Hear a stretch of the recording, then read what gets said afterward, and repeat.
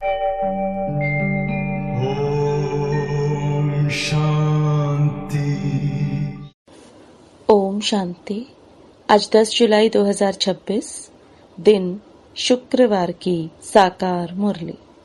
आइए अब सुनते हैं मीठे मीठे बाप दादा के मधुर महावाक्यों को। मीठे बच्चे, बाप आए हैं तुम बच्चों की अविनाशी ज्ञान रत्नों से झोली भरने।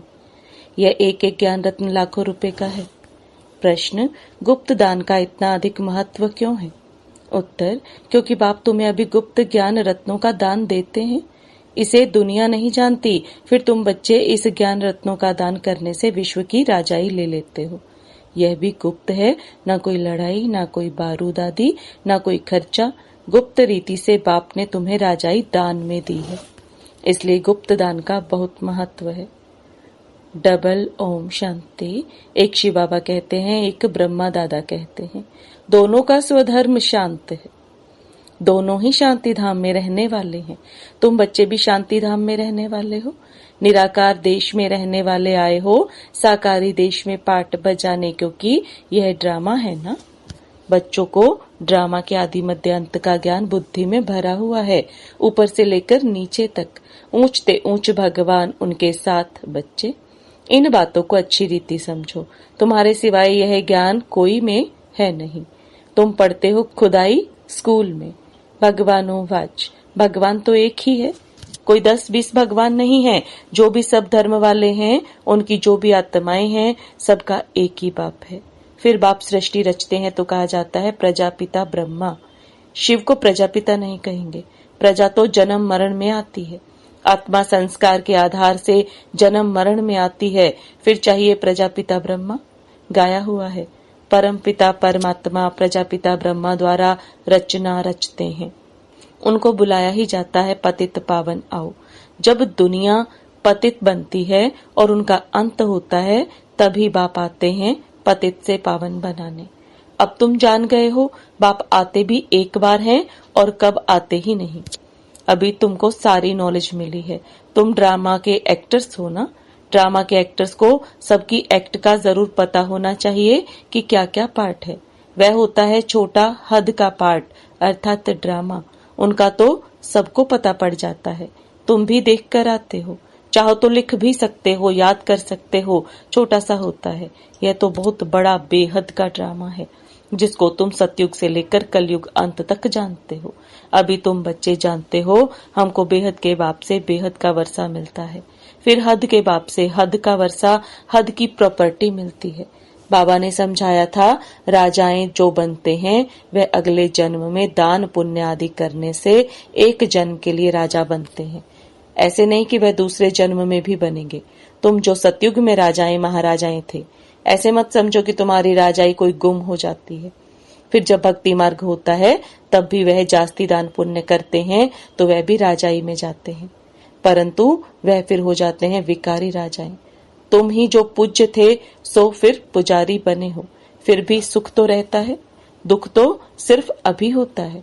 अभी तमो प्रधान में भी तुमको सुख है, कोई लड़ाई झगड़े की बात नहीं। यह तो बाद में होता है। जब लाखों के अंदाज में हो जाते हैं, तब लड़ाई आदि शुरू हो जाती है। तुम बच्चों को तो सतयुग त्रेता द्वापर में भी सुख है। जब तमो प्रधान शुरू होता है, तब थोड़ा दुख होता है। अब तो है ही तमो प्रधान। बाप समझाते हैं, यह है ही तमो प्रधान दुनिया। तुम जानते हो यह बेहद का ड्रामा है, इनसे कोई भी छूट नहीं सकता है। मनुष्य जब दुख में तंग हो जाते हैं, तब कहते हैं भगवान ने ऐसा खेल क्यों रचा है। अगर भगवान रचे ही नहीं तो दुनिया ही नहीं होती, कुछ नहीं होता। रचता और रचना तो है ना, उनकी डिटेल भी है। सतयुग से कलयुग अंत तक बाकी थोड़े रोज हैं। तुम भी प्रैक्टिकल में देखेंगे, पहले से ही तो नहीं दिखाएंगे। 5000 वर्ष का बाकी थोड़ा चक्र है, वह अभी थोड़े ही दिखा देंगे। जब होगा तब उनको भी साक्षी हो देखेंगे। जो होना होता है वह कल्प पहले मुआफिक होगा। यह तो देखते ही हो, तैयारियां हो रही हैं। विनाश तो होगा जरूर, सबकी तैयारी हो रही है। वह ड्रामा में पहले से ही नूंद है, विनाश जरूर होगा। अब तुम बच्चों को बाप समझाते हैं, तुम्हारी आत्मा जो तमो प्रधान बनी है, उनको भी यहाँ सतो प्रधान बनना है। यह तुम अभी समझते हो। बाप गुप्त आते हैं, गुप्त ही तुमको ज्ञान दे रहे हैं, दुनिया में कोई नहीं जानते। गुप्त रीति तुम विश्व का राज्य लेते हो, कोई भी आवाज नहीं, बिल्कुल ही गुप्त दान कहा जाता है ना। बाप आकर बच्चों को अविनाशी ज्ञान रत्नों का गुप्त दान देते हैं। बाप भी कितना गुप्त है, कोई नहीं जानते। यह सब कहाँ जाते हैं, ब्रह्मा कुमार कुमारियां क्या करते हैं, कुछ समझते नहीं। तुम बच्चे जानते हो बाबा कितना गुप्त है। तुम बच्चों को गुप्त विश्व का मालिक बनाते हैं। ना कोई लड़ाई, ना कोई बारूद, ना कोई खर्चा। यहाँ तो एक छोटा गांव लेने में ही कितने झगड़े, मारामारी चल पड़ती है।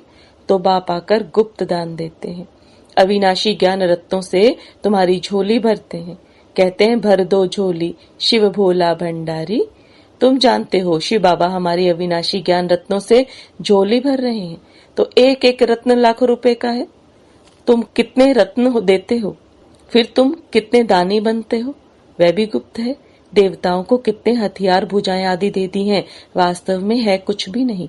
सतयुग में देवताओं को इतनी भुजाएं आदि होती ही नहीं। कलयुग में कितने अनेक प्रकार के हथियार दे दिए हैं।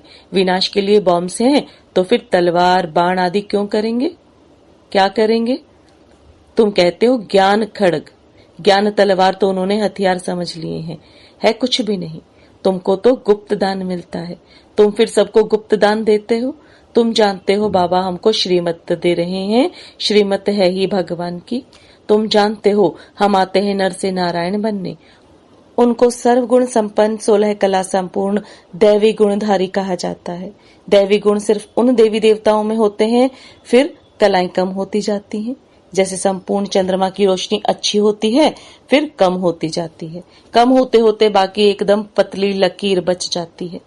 सारा गुम नहीं होता, लकीर जरूर होती है, जिसको अमावस कहते हैं। अब तुम्हारी है बेहद की बात, तुम 16 कला संपूर्ण बनते हो। दिखाते हैं कृष्ण के मुख में माताएं चंद्रमा देखती हैं। यह है साक्षात्कार की बातें, जिसकी समझानी बाप बैठ देते हैं। अब तुमको संपूर्ण बनना है, माया का संपूर्ण ग्रहण लगा हुआ है, बाकी जाकर लकीर बचती है। सीढ़ी उतरते आए हैं, सबको सीढ़ी उतरनी है, तभी फिर सबको वापस जाना पड़े। तुम तो अभी थोड़े हो, आहिस्ते आहिस्ते वृद्धि होगी। पढ़ाई में बहुत नहीं पास होते, तुम्हारे सेंटर्स भी धीरे धीरे वृद्धि को पाते रहते हैं। समय नजदीक आता जाएगा, फिर समझेंगे इनों में क्या है। दिन प्रतिदिन वृद्धि को पाते रहते हैं।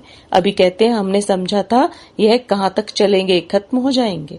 शुरू में इस डर से बहुत भाग गए, पता नहीं क्या होगा, ना यहाँ के ना वहाँ के रहेंगे, इससे तो भागो। भाग गए, फिर उनमें से आते रहते हैं। बाप कितना सहज रीति से बैठ समझाते हैं। इन अबलाओं अहिल्याओं को कोई तकलीफ नहीं देते हैं। इनों का भी उद्धार तो होना है। कहते हैं बाबा हम तो कुछ पढ़ी लिखी नहीं हैं। बाप कहते हैं कुछ नहीं पढ़ी हो तो बहुत अच्छा है। शास्त्र आदि जो भी पढ़े हो वह सब भूल जाओ। मैं कुछ जास्ती पढ़ाता नहीं हूँ, सिर्फ कहता हूँ मुझे याद करो तो फिर बादशाही तुम्हारी है। बस तुम्हारा बेड़ा पार हो जाएगा। बच्चा पैदा हुआ और कहेंगे बाबा, बस वर्षे का हकदार बन जाते हैं। यहाँ भी तुम हकदार बन जाते हो।